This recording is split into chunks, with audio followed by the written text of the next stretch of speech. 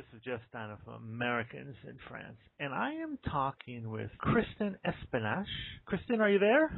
Yes, hello, Jeff. So nice to have you on the phone. And where are you?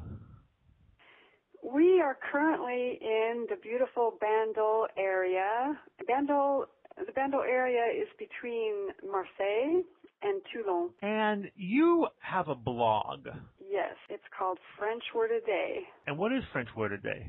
French Word a Day, originally, like the name, it is a word a day that goes out via email, except that currently it's going out about 2 or 3 times a week. It's a chronicle of our life here in France via words. So, for example, you might have the word beurre, butter, and I might write a whole story about how I just scolded my husband this morning for buttering his toast when maybe he should be eating more fruit. But on the other hand, baguettes and all that are so good. So, exactly. I'll talk about butter, and maybe I'll talk about, on that subject of butter, I might talk about health, or I might talk about butter itself. It just depends. And what brought you to France? I was going to Arizona State University. They organized an exchange program in Lille, in the north of France. I was just miserable. It was so cold up there, coming from Arizona, and that's what brought me here. That's what brought you to the south of France? Well, actually, when I was in Lille, one of the students said, "Hey, let's go take the train and go south to Aix." And I had never, heard of Aix. So I took the train south with her, and we ditched the school in Lille. We actually finished the 2 months, and we signed up for kind of a general school in Aix-en-Provence, where I could still get credits. And we ended up ditching some of those classes too, going to the bistros and to the nightclubs. I actually met my husband in one of those nightclubs. So you kind of dropped out of school. Once I got to France via this Arizona State University program, it was only a 2-month program, and I thought, this is too short of a program, 2.5 months. And I was here and had taken the trouble and expense to get here. And I thought, you're here. Don't lose this chance. Dig in and don't go. So I managed to call my advisor and work out an independent study program. Okay. So although I said I ditched a few classes, I did manage to write a paper on the experiences we were having here in France. You're a very, very good writer. In fact, you've written 2 books. Books that I have written were originally blog posts on the blog, and they are all short stories, different anecdotes about our life. I told you about the butter, but just different things that come at us as foreigners here in France. To be able to write about them helps to fit into this society and helps us to laugh about the experiences. Blossoming in Provence is actually from the 2005-2006 archives at French Word a Day. It's all the anecdotes and life experiences that were happening then. So you have our children that are younger, and the stories are filled with French words. So the idea is to be able to read about French culture, and as you're reading, without even knowing it, you're picking up words because the French words are in the story in context. Let's talk about a few of those words. The first word you ever did, I looked through your archives, is bosser. Well, bosser, I remember really wanting to share my stories on the web. With this typical American, nothing to it but to do it, I thought, well, I'll start this website, and on that positive thread, what could be the most meaningful word that I could use for my very first word of the day, and there have been thousands now. And I thought, gosh, bosser, which means to work. And so I wrote just a little, maybe 1 or 2 or 3 line post that day, saying, this is my blog, welcome, and I promise if you will read that I will, je vais bosser, I'm going to work, I'm going to give it my all. And so that was the first word, and I'm glad that I used it because it's been a meaningful one for me. I think that was a great word to start. And then I looked through your archives again, and a ficelle. Now, to me, a ficelle is a string, but apparently no. Well, thank you, Jeff, because for me, that's the first thing that popped in my mind. That story is about having dinner at my uncle's house in Châteauneuf-du-Pape. Or actually, we were having breakfast, so we must have spent the night. And at the breakfast table, they had put out a selection of breads, which was really nice. And one of them was really thin, like a super thin baguette, the size of a finger, really long. And I had noticed it, and my uncle all of a sudden said to me, "Pass the string." And so I was confused, and I thought, string, but there are no strings on this table. And then I learned that ficelle is the the name of one of these really skinny baguettes. You know, when people are speaking to you in French, it's almost hilarious, the images that go through your mind as they're speaking. I mean, the image that would have gone through my mind if I were French would have been an image of a really skinny baguette. But instead, the image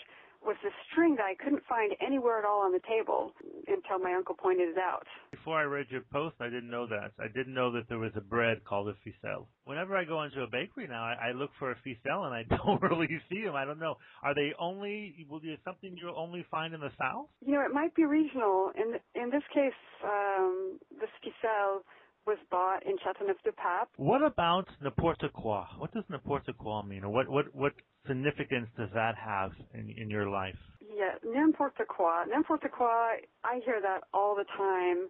You know, it can mean anything at all. It can mean whatever. At the time I learned it, I guess I didn't know exactly what it meant, because the story there was of my husband, my future husband, sending me back to the state. He actually bought me a one-way ticket. We were living together as a boyfriend and girlfriend for about 10 months when couldn't seem to adapt to life in Marseille. This was in 1992, and I had a hard time adapting. I didn't realize that was going to happen to me, you know, a big Francophile. After a series of clashes, cultural clashes, one day he surprised me with a one-way ticket back. Oh my God. I mean, a one-way ticket. And so I wrote the story of what happened to me when I actually got back to Arizona and was looking for work, was looking for what was I going to do now. And the story is about, you know, kind of fantasizing about what would a dream job be for me. And a dream job for me would be, you know, to work independently, to have my own business. So I dreamed up this job called Girl Friday. I would call it n'importe quoi. I thought that meant anything at all. I could offer anything at all. I could offer to wash your dog. I could offer to type up your paper. I could offer to clean out your closet, or, you know, to just simply listen to you talk. And so I thought, yeah, now I should give this a French name, this company. It occurred to me to use the word n'importe quoi. But I found out later that wouldn't really be a good idea, because n'importe quoi kind of means baloney. It can mean anything from baloney to oh, give me a break, or you're speaking nonsense. Nonsense. Yes, thank you, Jeff. That's it. Nonsense. So thankfully I never had to start up a company and name it Nonsense, and I eventually made it back to France. A writer? Have you always written? Always been fascinated by writers and been attracted to the romantic side of the writer's life, probably from the time I was 13 or 14 when I started my own diary. You know, I really believe when you plant those things in your mind, you sort of become what you think. And I ended up, you know, doing what I've always dreamed of doing. I didn't have any particular skill. I was always too afraid of taking a writing class, which I felt were for writers and not for dreamers like me.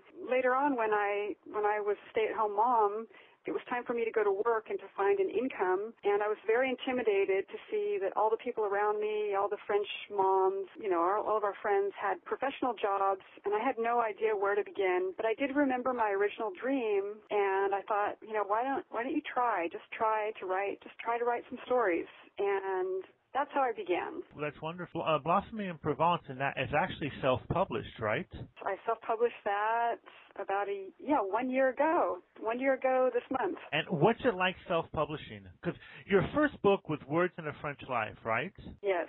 And that you self-published, but then you found a quote-unquote, a publisher? Yes, the first book, Words in a French Life, happened around 2003. It's an inspiring story, I think, because there were 2 more weeks before the end of the year, and I thought, gosh, it's 2003, you know, what goals have I accomplished this year?